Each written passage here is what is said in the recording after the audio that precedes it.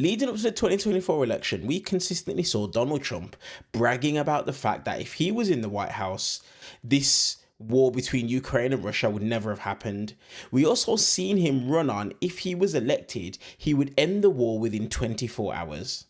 Fast forward a few months, the war is still not over, and they haven't even managed to be able to put together a comprehensive ceasefire. So that's why in this video, we're going to watch John Bolton absolutely shred Donald Trump because he's been manipulated by Vladimir Putin. As usual, let's watch it in full together, and then I'm going to give my thoughts towards the end.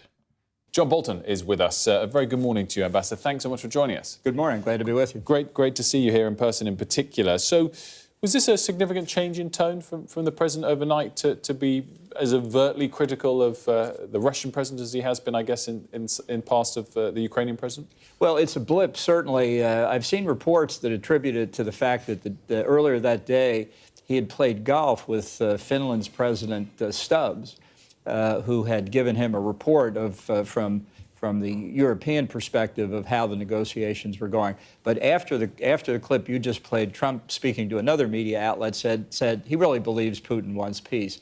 This is just Trump responding as he responds to most things, ad hoc, episodic, not thinking about what comes next. He said 50% tariffs on Russian oil. Tomorrow he could say 100. The day after that, no tariffs. So overall, stepping back from it in the last month or two, do you think there's method behind the madness? It's a phrase we've used a lot as it relates to his dealing with Ukraine, Russia, or not? No, look, he doesn't do strategy. He doesn't have a philosophy. He doesn't really do policy the way we conventionally understand that term. What he wants is to put the Ukraine war behind him. He said repeatedly that during the campaign last year, it never would have occurred had he been president. And a few weeks ago, Vladimir Putin agreed with that, which is the beginning of the manipulation campaign to show just how smart Trump is.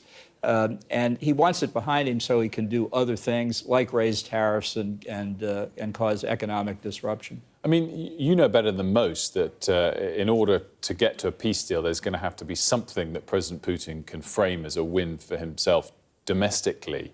I mean, is a lot of that strategically why we hear what we hear from President Trump, from Steve Witkoff, from others? And is there sensibility behind that, or do you disagree with that approach? Yeah, I do disagree with that. Witkoff knows nothing. In fact, he's more of a propaganda vehicle for Putin than anything else, conveying, for example, Putin's line that Ukrainians inside Kursk province were completely surrounded, which turns out not to have been true. But that's what Putin told Witkoff. Witkoff told that to Trump, and Trump then said it publicly.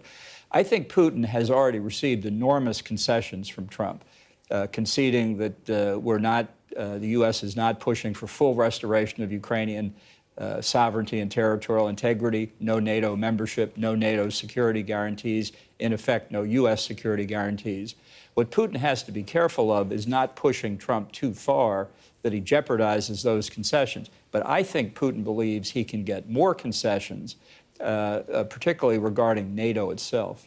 Is President Trump, and I guess some of the members of his top team that you probably know quite well, genuinely anti-China?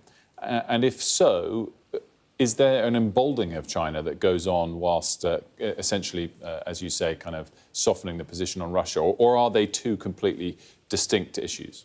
Well, almost everything is a distinct issue for Trump. On China, he blames China for costing him the 2020 election. The COVID virus came out of China. The U.S. economy was in good shape. COVID obviously sent it over the edge of a cliff, and Trump lost. But Trump also wants the biggest trade deal in history with China, which would be enormously useful for him in making his reputation. There are times, like on the current trip of Secretary of Defense Pete Hegseth, where he's telling Japan, we're strongly behind you, China's a big threat. But that could change in a heartbeat if Trump thought he could get Xi Jinping into negotiations. What do you think the message of the Trump presidency this time around so far will have been to Xi Jinping? Is it that President Trump is going to be tough on them? Or, in fact, will U-turn and soften depending on what sort of short-term gain there could be for President Trump? Well, it's interesting. In the first 2 months, he's actually been fairly soft on China. He has imposed tariffs. China has reciprocated. But there's no exchange of hot rhetoric, as there is with some of our actual friends in the world. And the tariffs on Canada and Mexico are higher than the tariffs on China. We'll see what happens on Liberation Day, as Trump calls it, April the 2nd.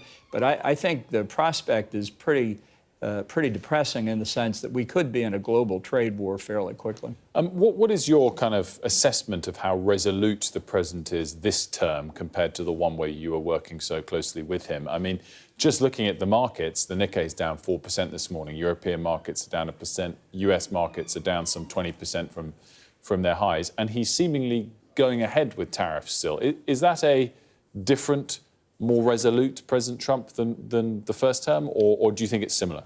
Well, I think it's even more chaotic than the first term, but he's hearing from more advisors now telling him tariffs are a great thing. I think he's in dangerous political territory in the United States. In the past few days, he said he doesn't care if automobile prices go up as a result of tariffs. Well, tell that to American voters who are looking to get a new car and are going to find it thousands of dollars more expensive, or what the prices may be on other consumer goods that are affected as tariffs add to the cost of those goods. The markets have not affected Trump, which people say he follows very carefully, which is an interesting data point. But what really could begin to get his attention if Republicans start losing key elections around the country, and if the prospects for the midterm congressional elections in 2026 look bad for Republicans. Do you think he cares about that as much as last time? I mean, it brings the sort of final topic, given something he said over the weekend, but he hasn't got another election to face this time round. Do you think that makes him more resistant to short-term pressures than it would otherwise? And do you believe in any way that he actually will try and seek a third term? Well, I think he's trying to have it both ways. I think it's correct, as you say, that not having to face the voters again, he doesn't feel the constraint of electoral pressure. But the people who do are Republicans in Congress who have to go up for re-election in the House, all of them, and 1/3 of the Senate next year. What Trump is saying in terms of a third term is absolutely wrong constitutionally. Under his theory, Barack Obama, George W. Bush, and Bill Clinton are also eligible to run again in 2028, that it's only 2 consecutive terms the Constitution bars, in his view. But he's not going to be allowed to do that.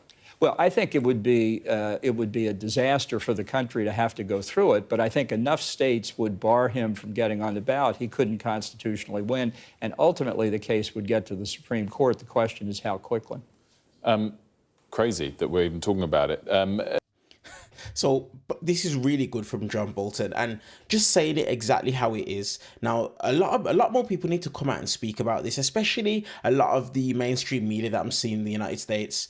Look, we saw Donald Trump say that stupid comment to Kamala Harris during the debate. He has concepts of a plan.